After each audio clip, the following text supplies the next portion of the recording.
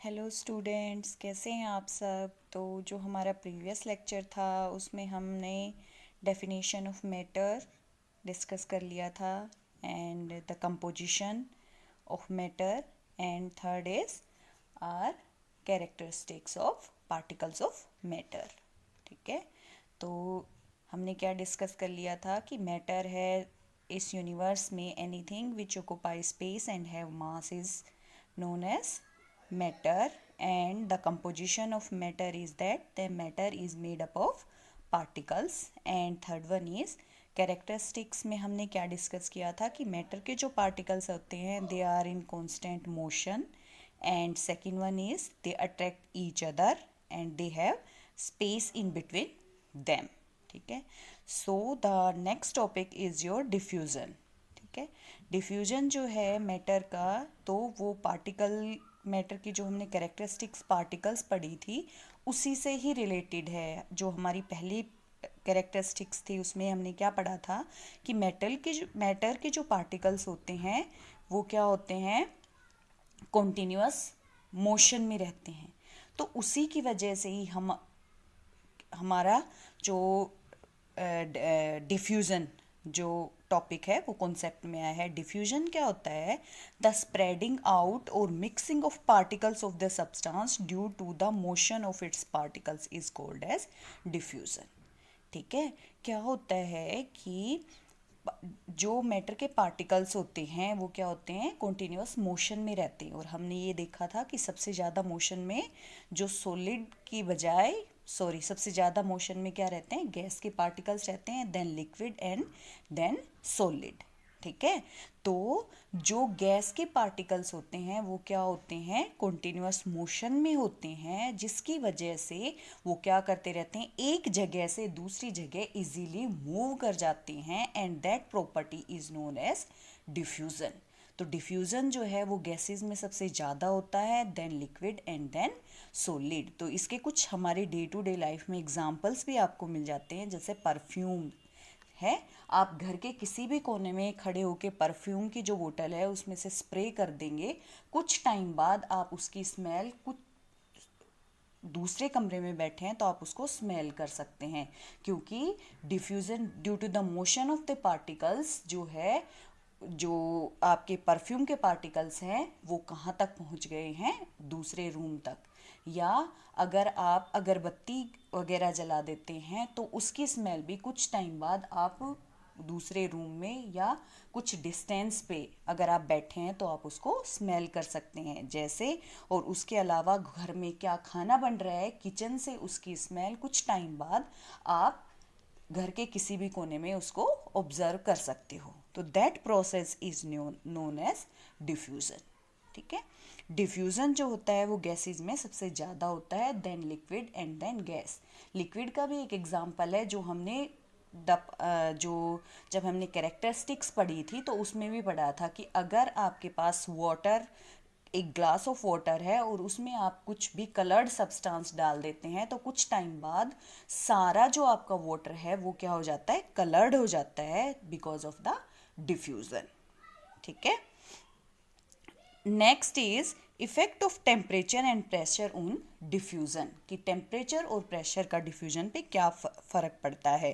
तो जैसा कि आप सब जानते हैं, टेम्परेचर इंक्रीज़ करने से काइनेटिक एनर्जी बढ़ती है, काइनेटिक एनर्जी बढ़ने से पार्टिकल्स का मूवमेंट बढ़ता है। तो जितना ज़्यादा पार्टिकल्स का मूवमेंट बढ़ेगा that means the rate of diffusion will also increase. इसीलिए अगर खाना ठंडा रखा है आपके किचन में तो उसकी स्मेल सूंघने के लिए आपको बिल्कुल उसके पास जाना पड़ेगा, लेकिन अगर खाना गरम गरम है तो उससे निकलते हैं वेपर्स, फ्यूम्स निकलते हैं, तो वो आप काफ़ी दूर तक बैठे हुए भी ऑब्जर्व कर सकते हो। ठीक है। तो by increase in temperature diffusion will increase. And what will be the effect of pressure. Effect of pressure जो होता है वो उल्टा होता है, क्योंकि प्रेशर इंक्रीज करने से हम क्या करते हैं, मैटर जो होता है उसकी स्टेट चेंज हो जाती है। जैसे ज़्यादा प्रेशर लगाने से जो आपके गैस है उस पर अगर हम प्रेशर ज़्यादा लगाएंगे तो वो किस में कन्वर्ट हो जाएगी, लिक्विड में। और लिक्विड में काइनेटिक एनर्जी कम होती है as compare to gases. So that's why pressure increase करने से डिफ्यूजन डिक्रीज होता है। हमने क्या डिस्कस किया कि प्रेशर जो है वो इंक्रीज करने से डिफ्यूज़न जो है वो डिक्रीज होता है, क्योंकि प्रेशर अप्लाई करने से आपके जो स्टेट्स है मैटर की वो क्या हो जाती है, चेंज हो जाती है। जैसे अगर प्रेशर अप्लाई करने से जो लिक्विड है वो सॉलिड में कन्वर्ट हो जाता है और गैस है वो लिक्विड में कन्वर्ट हो जाती है। ठीक है, इसका एग्जाम्पल आपके पास गैसेज है, जो आपके एलपीजी सिलेंडर्स होते हैं उसमें गैस को अंडर हाई प्रेशर रखा जाता है। तो जो आपका एलपीजी का सिलेंडर होता है उसमें एक्चुअली में क्या होता है, लिक्विड फॉर्म में होती है आपकी गैस अंडर प्रेशर। ठीक है, तो प्रेशर इंक्रीज करने से आपके पास डिफ्यूज़न जो है वो डिक्रीज हो जाता है। ठीक है, अब जो हमारा नेक्स्ट है वो है स्टेट्स ऑफ मैटर, कि मैटर जो है वो कितनी फॉर्म में एग्जिस्ट करता है। तो मैटर जो है वो 3 फॉर्म में एग्जिस्ट करता है, ये शायद आपको पहले भी पता होगा, that is solid, liquid and gas. ठीक है, तो सॉलिड, लिक्विड और गैस को अच्छे से समझने के लिए हम कुछ टर्म्स जो इन्वॉल्व होंगी उनको पहले अच्छे से समझने की कोशिश करते हैं। That the first term is rigidity. Rigidity का मतलब होता है ठोस, रिजिड का मतलब क्या होता है, ठोस, and this property is known as rigidity. तो रिजिडिटी इज क्या, the property of a substance to retain और maintain their shape when subjected to outside force is known as rigidity.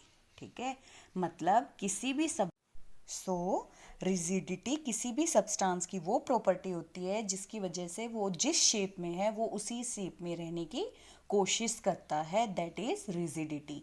तो जैसा कि आपको समझ में आ गया होगा कि जो सॉलिड होते हैं उनमें रिजिडिटी मैक्सिमम होती है, क्योंकि जो सॉलिड होते हैं उसी के शेप को चेंज करना सबसे ज़्यादा मुश्किल होता है। तो रिजिडिटी की जो प्रॉपर्टी है वो स्पेशली किस में होती है, solid particles. Next is fluidity. Fluidity क्या होती है, the tendency of the particles to flow is known as fluidity. तो जैसा कि आपको समझ में आ गया होगा, फ्लूइडिटी की जो प्रॉपर्टी होती है वो मेनली किस में होती है, गैसेस में होती है एंड लिक्विड्स में होती है। उसके पार्टिकल्स की टेंडेंसी क्या होती है, टू मूव। ठीक है, इसीलिए सॉलिड्स और गैसेस और लिक्विड जो हैं उनको क्या बोलते हैं, हम फ्लूइड भी बोलते हैं। ठीक है, थर्ड इज कंप्रेसिबिलिटी। कंप्रेसिबिलिटी का मतलब होता है किसी भी चीज़ को दबा के उसकी शेप चेंज करना। तो the property of a fluid और a solid due to which its volume decrease when pressure is applied is known as compressibility. ठीक है, तो कंप्रेसिबिलिटी का क्या मतलब होता है, किसी पे भी प्रेशर अप्लाई करके उसकी शेप को या उसके वॉल्यूम को डिक्रीज करना। ठीक है, तो कुछ सॉलिड्स ऐसे भी होते हैं जिनको आप प्रेशर अप्लाई करके उनकी कुछ शेप चेंज कर सकते हो, जैसे आपके पास फोम होता है ना, और कुछ गैसेस भी होते हैं जो लिक्विड भी होते हैं जो थोड़े से कंप्रेसिबल हैं, लेकिन सबसे ज़्यादा कंप्रेसिबिलिटी जो होती है वो किस में होती है, गैसेस में होती है। गैसेस पे हम बहुत ज़्यादा प्रेशर लगा के उसको एक बहुत छोटे से कंटेनर में भी क्या कर सकते हैं, स्टोर कर सकते हैं। So the compressibility is maximum in gases. ठीक है, जैसे आपकी परफ्यूम की बोटल्स होती है, एलपीजी सिलेंडर होता है, उनमें सब में गैसेस क्या होती हैं, विद हाई प्रेशर। और गैसेस को हम किस लिए कंप्रेस ज़्यादा कर सकते हैं, क्योंकि उनके पार्टिकल्स के बीच में बहुत ज़्यादा स्पेस होता है, तो इजीली हम उनको धकेल सकते हैं या कंप्रेस कर सकते हैं। ठीक है, and fourth is your shape. Shape तो आपको पता ही होगा, द एक्सटर्नल फॉर्म और अपीयरेंस ऑफ ए सब्सटेंस। ठीक है, शेप क्या होता है, किसी का भी बाहरी जो रंग रूप होता है, ठीक है, तो वो क्या होती है, उसकी शेप होती है। And next is density. Density मतलब मास पर यूनिट वॉल्यूम, कि 1 यूनिट वॉल्यूम में किसी भी सब्सटेंस का कितना मास है, that is known as its density. तो अगर हम कोई भी एक आपके पास पीस लें जिसकी लंबाई 1 सेंटीमीटर, चौड़ाई 1 सेंटीमीटर और जिसकी मोटाई 1 सेंटीमीटर हो, तो वो क्या हो जाएगा, उसका 1 सेंटीमीटर क्यूबिक वॉल्यूम हो जाएगा। तो उसमें उस सब्सटेंस के कितने पार्टिकल्स हैं, दैट इज कॉल्ड डेंसिटी। ठीक है, तो जैसे फिर आपको थोड़ा समझ में भी आ गया होगा कि किसी भी पर्टिकुलर आपने ये वॉल्यूम लिया है, इसमें आपको पता चलेगा कि सबसे ज़्यादा पार्टिकल्स किस पर यूनिट वॉल्यूम किसके होते हैं, सॉलिड के होते हैं, क्योंकि उसके पार्टिकल्स बिल्कुल पास पास होते हैं, then liquid and then gases. तो डेंसिटी सबसे ज़्यादा सॉलिड की होती है, then liquid and then gases, ठीक है। और सॉलिड में भी क्या होता है, वेरी करते होती है कि कुछ सॉलिड जो होते हैं उनकी डेंसिटी हाई होती है और कुछ जो सॉलिड्स होते हैं उनकी डेंसिटी कम होती है। जैसे हम एग्जांपल लें, अगर हम यूनिट वॉल्यूम किसका लें, आयरन का लें, एंड यूनिट वॉल्यूम हम किसका लें, कॉटन का लें, ठीक है। तो दोनों में डेंसिटी में फ़र्क रहेगा, क्योंकि पर यूनिट वॉल्यूम पार्टिकल्स किस में ज़्यादा होंगे, आयरन में ज़्यादा होंगे, ठीक है। एंड काइनेटिक एनर्जी तो आपको पता ही है, energy possessed by the particles due two is motion. कोई भी पार्टिकल अगर मोशन में है तो उसमें जो एनर्जी होती है, स्टोर्ड एनर्जी होती है, वो क्या होती है, उसकी काइनेटिक एनर्जी। और काइनेटिक एनर्जी टेम्परेचर के साथ क्या होती है, इंक्रीज होती है with increase in temperature. Next is your states of matter, ठीक है। तो आपकी मैटर जो है वो कौन कौन सी फॉर्म में एग्जिस्ट करता है, that is solid, liquid and gas.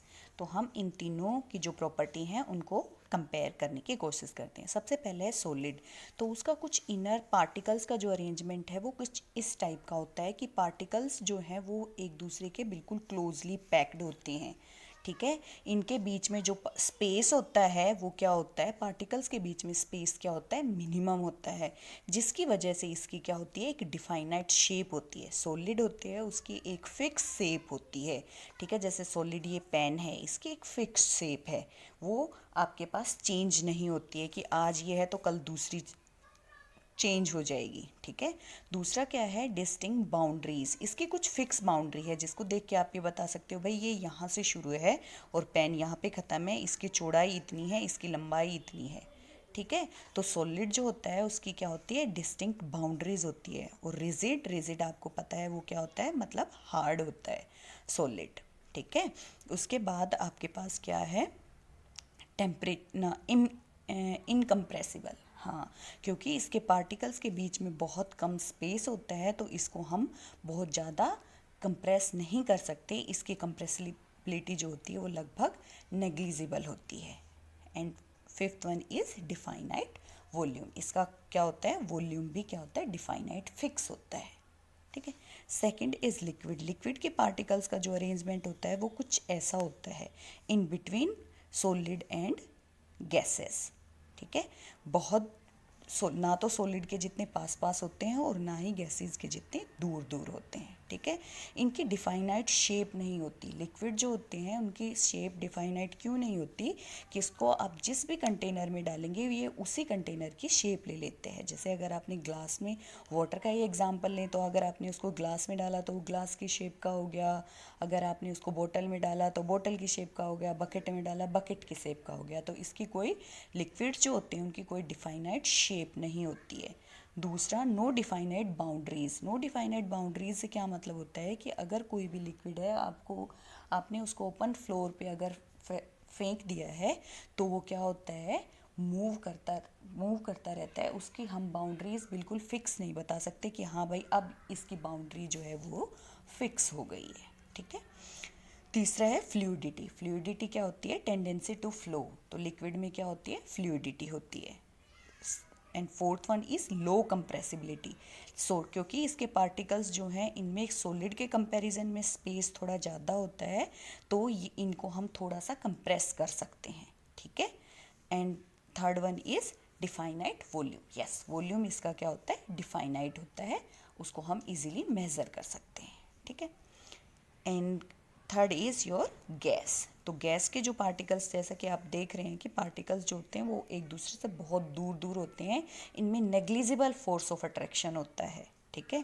तो इसी वजह से ना तो इनकी कोई डिफाइनाइट शेप होती है, इनको जितना स्पेस मिल जाता है वो उतनी ही जगह में ये फैल जाते हैं, तो इनका कोई डिफाइनाइट शेप है वो नहीं होता। इसको हम बहुत छोटे से एक बोतल में भी क्लोज कर सकते हैं और इसको हम पूरे रूम में अगर फैला दें तो वो पूरे रूम में भी स्प्रेड हो जाते हैं। जैसे आपने एग्जांपल डिफ्यूज़न में भी देखा था, परफ्यूम की बोतल है, उसकी स्मेल एक कमरे से और पता नहीं कहाँ तक ही फैल जाती है, तो इनका कोई डिफाइनाइट शेप नहीं होती है। इनकी कोई डिफाइनाइट बाउंड्रीज भी नहीं होती है, ठीक है। इनको जितना स्पेस मिलता है ये क्या होते रहते हैं, डिफ्यूज होते रहते हैं। उसके बाद फ्लूइडिटी, ठीक है, they can flow. High compressibility, because of the high space, very high space between the particles of the gases, they are highly compressible, ठीक है। इनको हम बहुत ज़्यादा कंप्रेस कर सकते हैं, ठीक है। और कंप्रेस करते, आपको पता है, बताया मैंने कि कंप्रेस करने से इसकी क्या हो जाती है, स्टेट चेंज हो जाती है। अगर एक लिमिट तक हमने कंप्रेस किया तो they get converted into liquid, और फिर उससे भी ज़्यादा अगर हमने इसको कंप्रेस किया तो ये क्या, किस में चेंज हो जाते हैं, सॉलिड में चेंज हो जाते हैं। और इनके कोई डिफाइनाइट वॉल्यूम नहीं होता। कभी भी गैस का जो वॉल्यूम होता है उसको मेजर करने के लिए हम क्या करते हैं, अगर किसी भी, पहले तो एम्प्टी कंटेनर होता है उसका वॉल्यूम करते हैं, फिर उसके बाद गैस फिल्ड विद कंटेनर उसका वॉल्यूम करते हैं, और फिर दोनों का जो डिफरेंस होता है वही गैस का वॉल्यूम होता है। तो इसका कोई प्रॉपर मेजरमेंट है गैस की वॉल्यूम की, वो हम नहीं कर पाते हैं। तो आज के लिए इतना ही। Thank you very much.